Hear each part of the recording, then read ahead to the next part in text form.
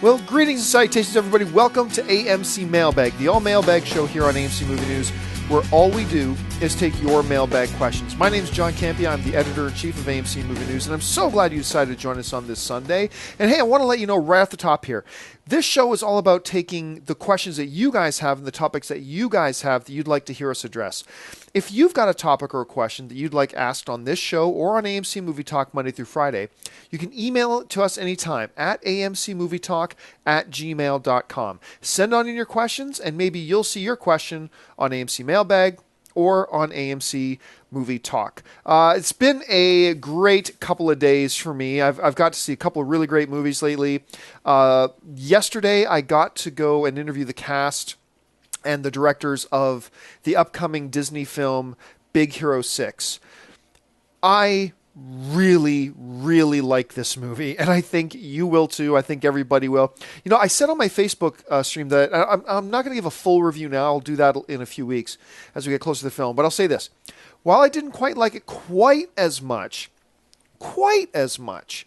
as Wreck-It Ralph, and if you got to know how much I love Wreck-It Ralph, I mean, I went bananas for that movie. Didn't quite like it as much as Wreck-It Ralph, but I absolutely love it. Big Hero 6 is, you know, emotional, it's fun, it's exciting, it's funny, it's got some really great moments of awe and wonder all tapped in. It's just a really fun film, and I think everybody's going to enjoy it. So that was my day yesterday. And then I saw Fury before that, I saw Book of Life before that. It's just been a really good couple of days for me with movies. But anyway, we are here to take your mailbag questions, so let's dive right into it. And our first mailbag question today comes to us from Dean Ralph, who writes, "Hi, love the show. You are all ace." Well, thanks a lot, Dean. And nothing more to do when I get home from a hard day of work is to watch you guys. My question is, do you, Warner Brothers, would have gave us all the release dates if there wasn't any rumors about Captain America 3 and the Civil War? Love ya and bring on the filthy. Well, I mean, clearly what Dean's asking here is, you know, and this is what a lot of people have been asking online. That story in Variety magazine about Robert Downey Jr. joining Captain America 3, it drops Monday night. And it goes all over the place on Tuesday. And then Wednesday, Warner Brothers / DC with the CEO Kevin Tsujihara comes out and officially announces the whole full slate of the next 4 or 5 years of DC and Warner Brothers films, laying out basically for us the entire DC cinematic universe between now and 2020. The only thing they didn't mention is when are the Superman and Batman films coming, but I'm sure they're going to do that pretty soon. So the prevailing thought online, understandably so, has been that Warner Brothers purposefully made their announcement on Wednesday to hijack any positive buzz or hijack all the reports and everything about and all the attention and all the thunder of the Captain America 3 stuff that came out in Variety magazine. And it's understandable that people would say that and why some people would think that. But the reality is, and quite oftentimes reality is nothing like what we instantly think. The reality is that it's not true. As a matter of fact, you have to understand this. Warner Brothers had planned that announcement for a long time. The announcement was paid as a part of a scheduled shareholders and investors conference. It was a plan all along. Because not only did Tsujihara announce the big DC Cinematic Universe lineup, they talked about their overhead, what they're doing with their staffing. They talked about their television schedules and all that kind of stuff. It was all a planned part of a scheduled investors and shareholders meeting. That was planned to come out. So, no. Did they coincide their release with the release of the Variety story a night and a half before? And the answer to that is no. They already had it planned. It was in the books. They knew they were doing it for a long time. If anything, and I don't really actually believe this, but I'm just throwing this out there. If anything, it might be that Marvel slipped the story to Variety, even though Marvel has yet to officially confirm the story in Variety about Marvel having, doing a Civil War storyline. That has not been confirmed, but it is the story in Variety. If anything, part of me wonders if Marvel, realizing that Warner Brothers was about to announce their full slate of movies on Wednesday morning, part of me can't help but wonder if Marvel, through a backdoor channel, leaked a story to Variety in order to try to usurp all the attention that DC and Warner Brothers were going to get with their shareholders meeting and all the announcements they were making about their future plans. Now, I don't actually believe that's what happened, but I'm just saying, if anybody was trying to steal the other person's thunder, in this case, I would say it was probably Marvel trying to steal DC's thunder, even though I don't think that's what happened. But if it had to be one or the other, that's the way I would go. And if that's the case, and it's probably not, but if it was, the plan backfired. Because it is amazing how, for about 24 hours, all anybody online was talking about was this Captain America, just starting the Civil War thing with Iron Man and Captain America, blah, blah, blah. But the reality is once that DC announcement came out, all I can tell you is what I was reading, what I saw in my news feeds, what I was reading in my social media channels. Nobody was talking about Civil War anymore. It was all about the Justice League and a Wonder Woman movie and a Green Lantern movie and an Aquaman movie and a Cyborg movie and a Suicide Squad movie and when's Batman coming out, when's Man of Steel 2 coming out, blah, blah. It all instantly made the Civil War stuff kind of disappear. Now, once again, I'm just saying that's in the news feeds I was reading and in my social media streams. That's just my experience with it. So if Marvel was trying to preemptively hijack the buzz of the week away from Marvel, or away from DC, I should say, it probably backfired. But like I said, I don't believe that's what happened. I believe that Variety has their own sources that aren't Marvel. They heard this story. Hopefully they verified it as Variety normally does, and then they ran with it as a story, and in the right time, Marvel will come out and either confirm or deny it. Probably confirm it, but no. So let's set that to rest. Warner Brothers did not announce their DC lineup just to stick it to Marvel's announcement. It was a planned meeting for a long time. Nothing more sinister than that to see here. All right, let's move on to the next question. And the next question today comes to us from Lou, the AMC man. Love your handle, Lou. And Lou writes, "Hey, AMC crew, love the show. I recently saw the budget for Gone Girl, and I saw that it was over $70 million. And I was surprised because I didn't expect it to be that high. Where does it show on the movie? Thanks, and keep up the great work." Well, thanks a lot for the email, Lou. And first of all, Gone Girl, if you haven't seen Gone Girl, you absolutely must. I was riveted by the film. It's awesome. We did a spoilers review on it. You can see that spoilers review. Just go to our YouTube homepage, which is youtube.com/AMC Theaters, and then scroll down and you'll see the section for spoiler reviews and you'll see Gone Girl there. Terrific movie. Now, you mentioned that you saw that it was over $70 million. In actuality, the production budget, I think, was $60 million. So give or take $10 million. But I believe the actual production budget was $60 million. Not counting P&A, not counting marketing and things like that. But I got to tell you, even at $60 million, it's hard to see where the money went. Gone Girl is a beautifully, wonderfully shot film. But look, it's not like they had to shut down downtown New York for a big, giant monster, destroying the city scene.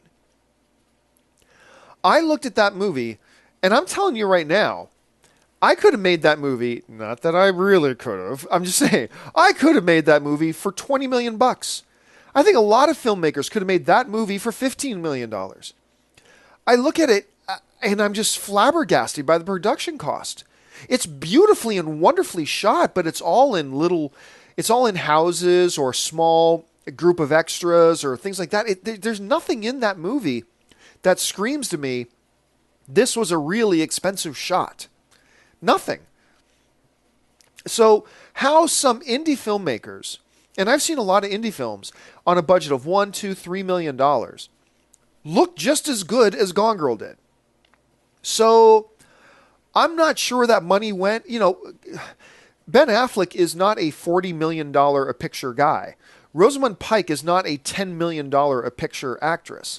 So I got to be honest, I'm not really sure where that money went. So I'm with you on that. I don't know.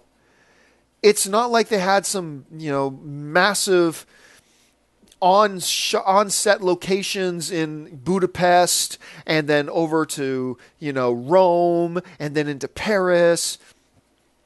They didn't. It was all relatively small shooting. And so $60 million, all I can think of is Ben Affleck's paycheck probably accounts for a certain percentage of it. Rosamund Pike, a certain percentage of it, but no, I'm lost. I really wish Hollywood would figure out, I don't know how these inflated prices keep going on their films. It's ridiculous. Gone Girl should not have cost $60 million. It's a great film. It's awesome. It's going to be nominated for Best Picture. But I just don't see how that film that I saw on that screen cost $60 million to make. I don't get it. Anyway, let's move on to the next question. And the next question today comes to us from Jeff Jordan, who writes, with Halloween just around the corner, I have a quick question for you. There are a lot of horror movies out there that are clearly not suitable for kids. As a father of six, wow, hats off to you, sir. As a father of six, I'm always looking for a creepy PG or PG-13 movie to show my kids. Something that isn't going to permanently scar my 8-year-old. But I still have enough scare to get a jump out of my 15-year-old. Last year for Halloween, we watched Coraline, and it seemed to do the trick. Do you have any good suggestions for creepy kids movies? Thanks, and keep up the great work. Well, thanks a lot for the question, Jeff, and I love this question. I think kids like to be scared. And scare and fear is one of our normal human emotions and instincts and reactions. And they can be fun. That's why we like going on the rides at the parks. That's why we like horror movies. And I think there is a place for scary, quote unquote scary, movies for kids. And I think they can have a lot of fun with them and then be really great. There's a couple that come to mind. First we'll go classics. One would be Ghostbusters. Ghostbusters has a lot of fun, but it's also a little scary, right? So I think Ghostbusters would be a really good trick. Now, this is all stuff that you can watch at home. So there's Ghostbusters. Another classic that I think is perfect for something like this, Gremlins. Super cute, super adorable, funny, fun, yet, when Stripe shows up, things can get a little bit scary. There's a little bit of a horror element there. Going into the animated category, Monster House is actually a pretty good one. I actually thought Monster House really looked like one of these throwaway films that no one was going to pay any attention to and kind of came and went, but it's actually pretty darn good. And once again, just the right level of scare for kids. There's The Nightmare Before Christmas. Now, some people might say that might be a little bit too much for some kids. It might be, but use your discretion as a parent, because only you know your kids as well as you do. But I think Nightmare Before Christmas would be a good one. Now, if we want to talk about what's in theaters or what is coming out, it's not coming out anytime soon, but I believe in 2015, I think it's 2015, the new Jack Black incarnation of Goosebumps. That looks like it could be a really good movie to fit the bill you're talking about, because Goosebumps is... basically, I think it's R.L. Stine is the guy who wrote all the Goosebumps books. Anyway, the movie's about this kid, and new neighbors move in, and one of the neighbors, the daughter, is a girl. And so this kid befriends the girl, and later finds out that the girl's dad is actually R.L. Stine, the writer of all the Goosebumps books. But Goosebumps aren't just a bunch of stories that R.L. Stine wrote. They're actually real, and R.L. Stine has some kind of mystical power where by writing these stories, he traps those monsters and those fiends and those ghouls and those things that go bump in the night. He traps them in the books. But then something goes terribly wrong and all the monsters get out of the books. And now they have to try to save the day. And Jack Black plays R.L. Stine. And I think that sounds like the perfect kind of movie for, kid horror. They're going to go, it's going to be cute and it's going to be funny and there's going to be a little bit of scares, a little bit of fear in it. And it sounds like that is going to be the type of movie that is really going to fit the bill. So I'm actually looking forward to Goosebumps myself. And so there you go. So really appreciate the question. Great question. All right, let's move on to the next email today. And the next email comes to us all the way from Hector Aguero. I'm sorry if I'm mispronouncing that, Hector. And Hector writes, "Hey guys, love the show. Ghouls, ghosts, witches, and monsters. Halloween is around the corner. I was wondering if you guys celebrate and dress up. If so, what will you dress up as?" Well, I haven't dressed up for Halloween in a few years, and Anne dresses up for Halloween every single year. So to not be, the guy to stick out this year, I believe this year, yes, I am going to dress up. I haven't decided yet what I'm going to do. On one hand, I think the safe route for me is to get like a full-fledged, because I'm a big fan of the show, a big Sons of Anarchy outfit. Talk about shirt, leather cut with the Sons of Anarchy thing on the back, chain and all that kind of stuff.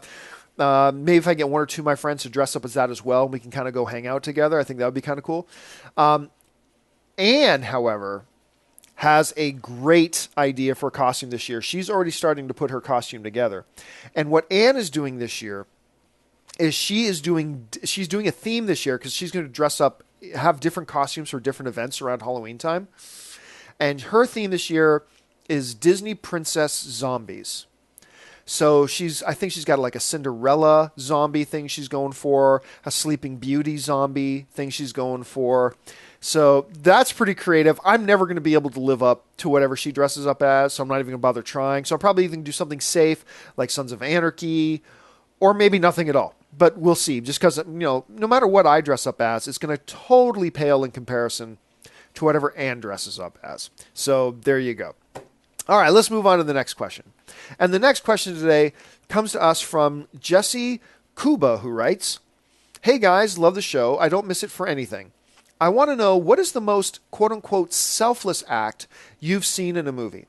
Mine is in Man of Steel, when Kevin Costner's character preferred to die than to let anybody know about Clark's powers. Thank you, and bring on the filthy." Jesse, I am so glad. I know I talk about Man of Steel a lot on the show, but I am so glad you brought up that example.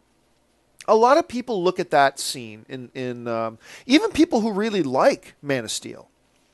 A lot of people look at that scene in Man of Steel when the tornado kills Pa Kent as a kind of a cheesy one and whatever. And I think people are missing the point. I think people are missing the power and the beauty in that scene. You got to remember that Jonathan Kent always felt like, above all things, he needed to protect his son.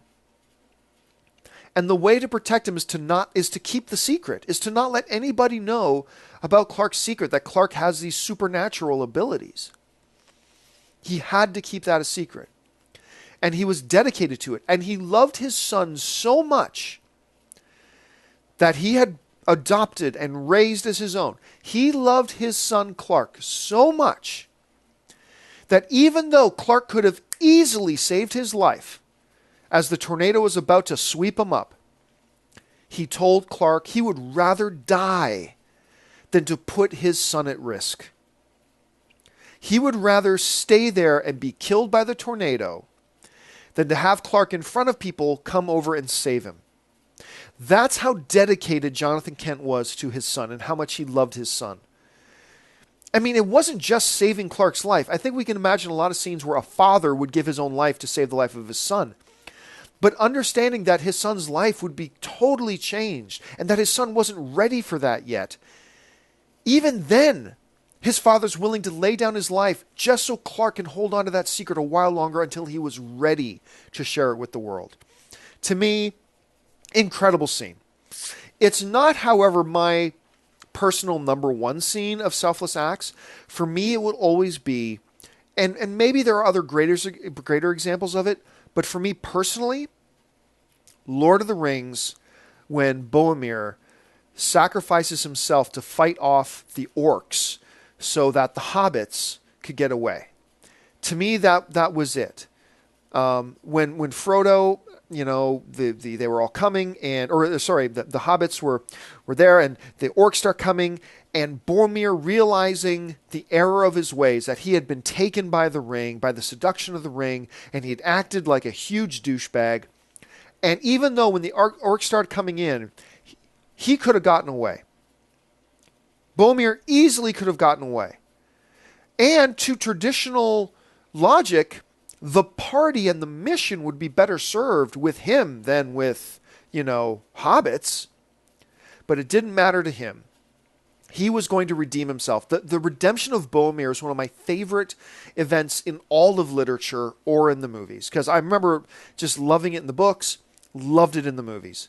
So to me, that scene will always really stand out to me as one of the most powerful examples of, selflessness ever. And once again, man, I love your example of Jonathan Kent. I think that's a great one too. All right, let's move on to the second last question of the day. And the second last question today comes to us from Aaron Tansman, who writes, "Hey, AMC Movie Talkers, love your show." Thank you so much, Aaron. My question is about Jason Bateman.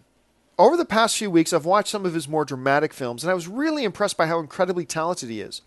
Do you think we'll ever see him get nominated for an Oscar / win an Oscar? Thanks, and keep up the great work.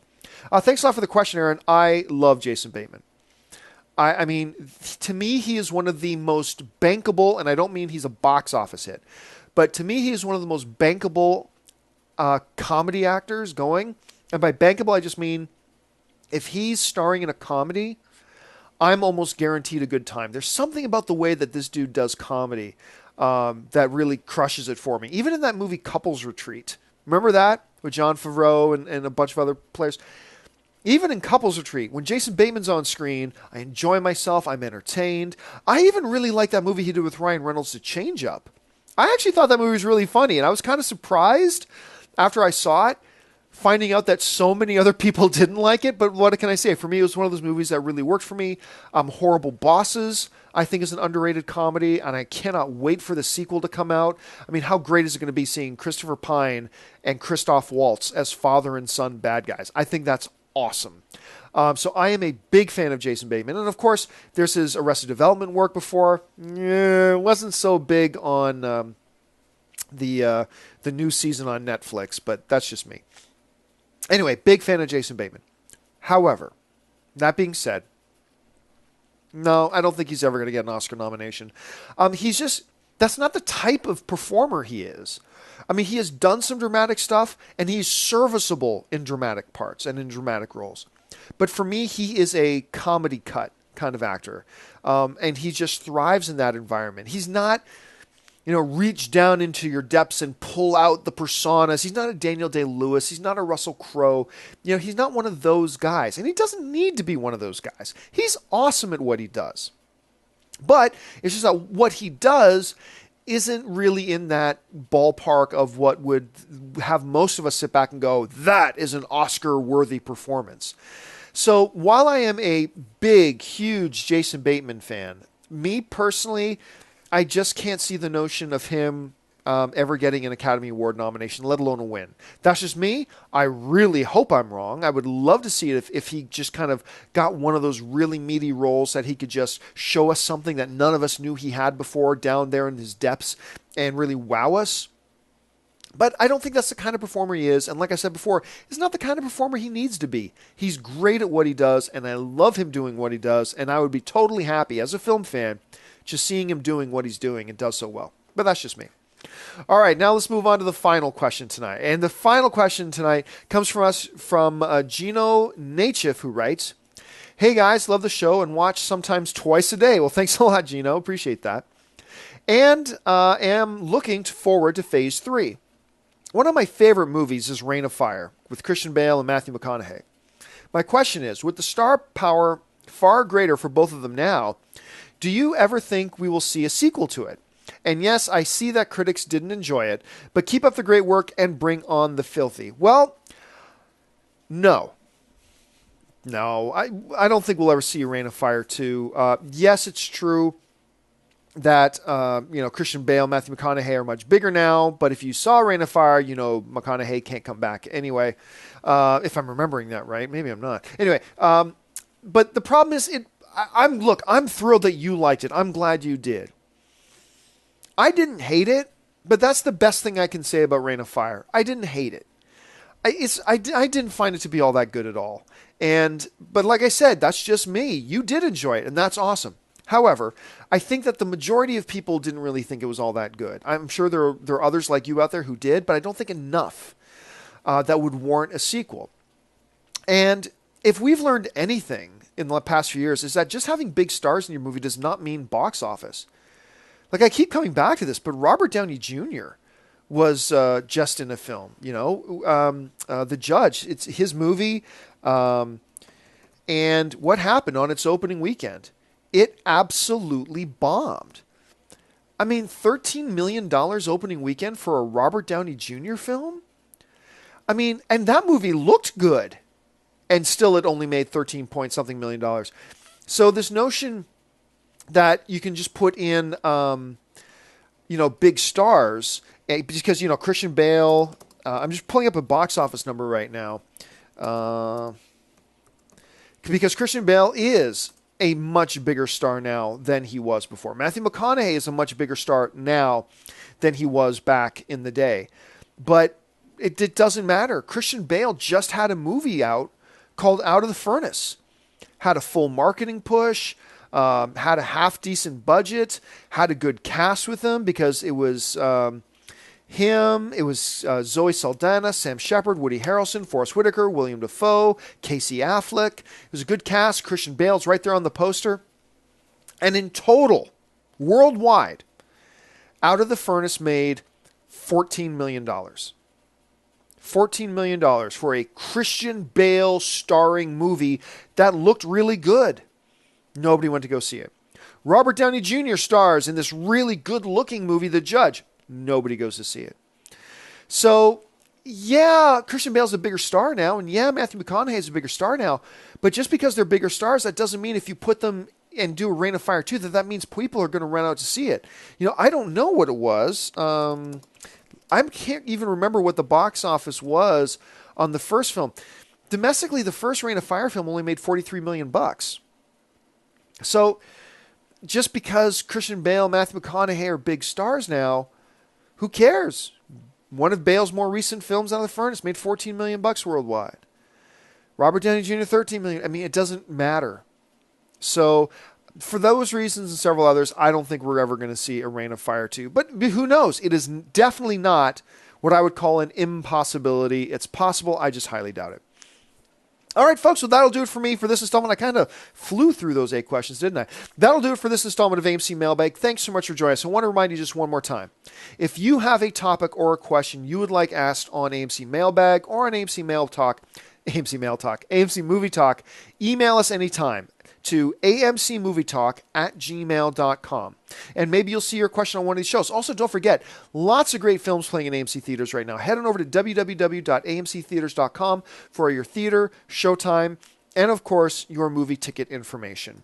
And don't forget, guys, you can find me on all the various social media channels, on Facebook, on Twitter, on Instagram, at John Campia. So start following me there. I often give AMC movie news announcements ahead of time to people who follow me on social media. So if you want the inside scoop, make sure you're following me there.